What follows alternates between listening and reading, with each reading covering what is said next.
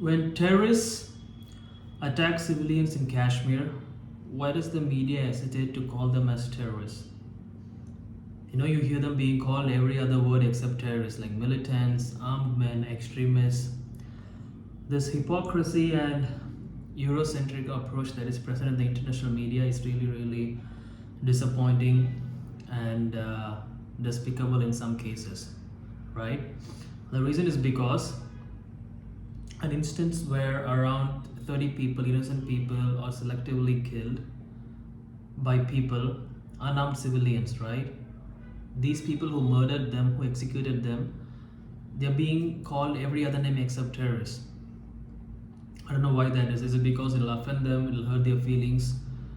Because if you see in a place like in Eastern Europe, like the conflict going between Ukraine and Russia, the word terror or terrorism, terror attacks is being used so freely everywhere.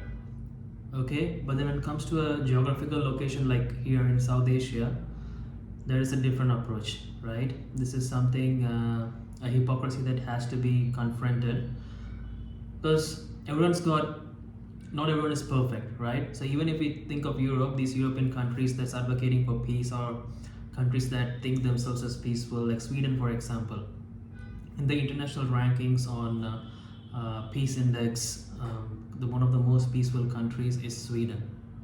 But one of the biggest contributors of its GDP is arms export, right? And you'll be surprised, actually, the biggest client or the biggest buyer of those arms is actually Pakistan. So I think it is a very, very big double standard. Like, as long as there's no bloodshed in our streets, or as long as the dirt doesn't come to our streets, we don't mind it.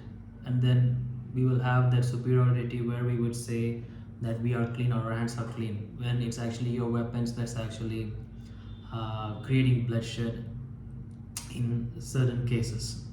And the response of India towards this attack, I believe, should be calculated and not emotional. Indians are known for being emotional when it comes to taking decisions. And being emotional is good. I think that's what makes us humans. We feel things. But when it comes to taking important decisions, like a response to a terror attack like this, against a country that is also armed with nuclear weapons and has a lot of dirty weapons in its arsenal, we should go for a long-term strategic response in mind, right? Because a lot of countries are actually advocating for an armed response, or they're like, hey, India, we are with India even if it gives an armed response, if there's a short-term war or whatever. But in many cases, people who actually encourage this get to benefit from this conflict as well. What does that mean? Like, they say war is the biggest business or the most profitable business. A lot of time these entities, which mostly through governments are advocating for an arms response, have this financial benefit for them, where then we would get weapons from them to fight this war or fight a particular conflict, right? It could be like getting more Rafales or more guns from a country, more ammunitions, whatever. So we should be very careful about why they're advocating for an armed response, and not just the emotional and think like, oh, they are for us, let's go in, get them. No, maybe there is an ulterior motive behind it. Like, usually countries that advocate for other countries for the right to defend themselves make the biggest profit in arms exports. And it can be seen in conflicts like Afghanistan, in Iraq, even in Ukraine. That's the Ukraine war that is going on right now. Weapon companies are actually minting money like anything every single day, with every single bullet and every single missile that is fired.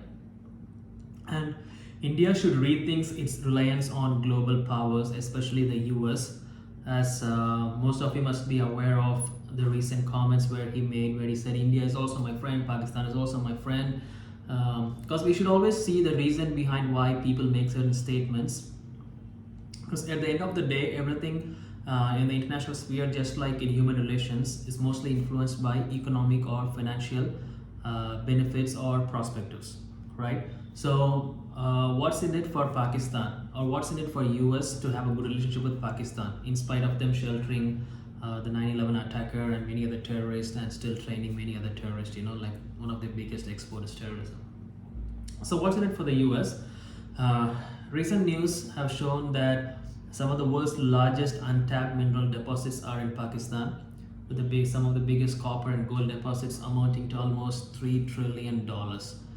And it also has some of the largest deposits of rare minerals like lithium that is very valuable in this time and the future, especially with the world moving more towards clean energy and electric vehicles and things like that.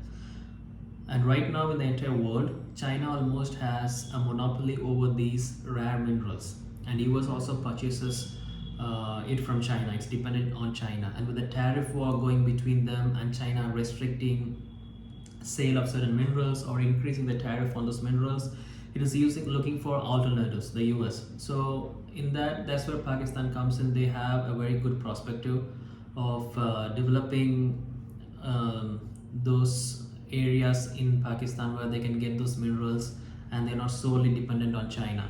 And then Pakistan also gets to benefit because these countries have the technology and they are the buyers and they have the money, so it'll also feed into their economy as well and fill in their pockets.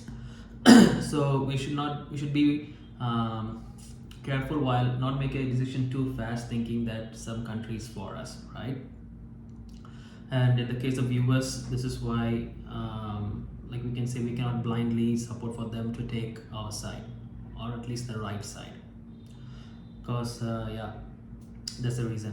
And India also has a growing global responsibility, and for many times we have chosen to be neutral, and I think that is because we have some kind of lack in self-awareness. We are not aware of how big we are or how powerful we are in terms of our geographical area, the population, human resources and non-human resources.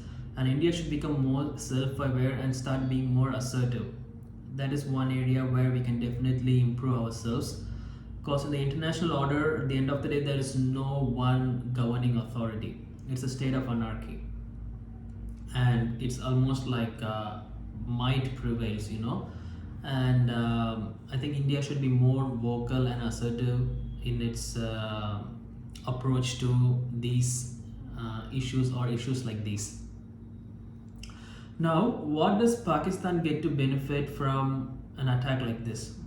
Right? That's a good question. Like, why do they want to trigger something like this, create instability? As you all know, for a long time, the Pakistan army has been the sole operating force directly or indirectly governing Pakistan. And for some time now, they have not lost, but their grip on power has been waning. And there's economic instability within their own country, prices going up, and all these different issues happening. And nothing like a good war with India would get everyone riled up and unite everyone, and even give an opportunity for the Pakistan army to reinforce its grip on political power. So I think this is something that they want. You could even say sometimes they actually want a short-term armed response from India, so internally they are getting to achieve certain goals which otherwise they cannot. So how does India respond to this then, if armed response is not really the best option? I think we should always look for long-term strategic objectives and solutions, and that is where the countries surrounding Pakistan come into place, or even certain instability causing issues within the country as well, right? Like these, like in Balochistan, where this group of people are advocating for their own state. I think India, being more intentional in its support towards those causes, would kind of counterbalance what it's trying to do in Kashmir, like causing destabilization. And what is beyond Pakistan?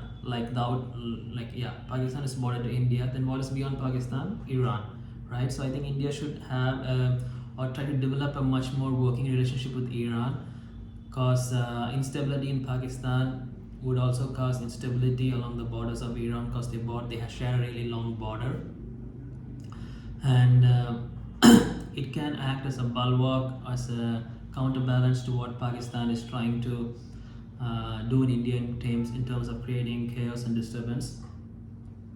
And having a good relationship with Iran gives also us an access into Afghanistan, like through the Chabahar port, where Afghanistan, I think, has proven to be a reliable ally, especially when it comes to issues of instability in the region.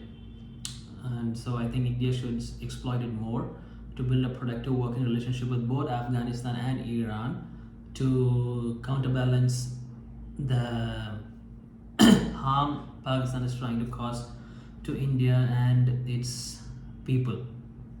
And finally, there's one really important thing that a lot of us are not aware of in terms of our influence, which is our diaspora. The Indian diaspora, I think, is, if I'm not wrong, the biggest. We have the biggest diaspora in the world. I could be wrong, but it could be like second or third. But around 30 million Indians are living abroad, and a lot of them are in influential positions of government, businesses, and institutions like World Bank and things like that. And if a country like Israel, which has a diaspora of 7 million, if it can hold so much influence in its foreign policies, imagine how much more influence and change, or like narrative building influence we could have, right? And I think, and I would say there are two barriers towards achieving this. The first thing I would say is like a lack of self-awareness, again, where we're not realizing how much big of a potential we have in terms of the diaspora lobbying on behalf of the nation. And the second thing is unity, right? Unity. I think Indians should be more united, and when someone is actually going up, we have to celebrate and support them and not try to bring them down or show them in a bad light or be jealous of them or insecure of them, because I think that's like a really big issue we struggle with, which hinders us from actually growing into a much more powerful and influential nation in the world. So those are my thoughts on the terror attack Kashmir, and going beyond that, the things that influence it and how we could respond, and so on. So let me know, what are your thoughts, what are your opinions, what do you think about what I shared here in this video, and it'll be great to have an interesting conversation down in the chats. And make sure to subscribe to the channel. I'll be posting more of these analysis and opinions on how different things work in the world. Yeah,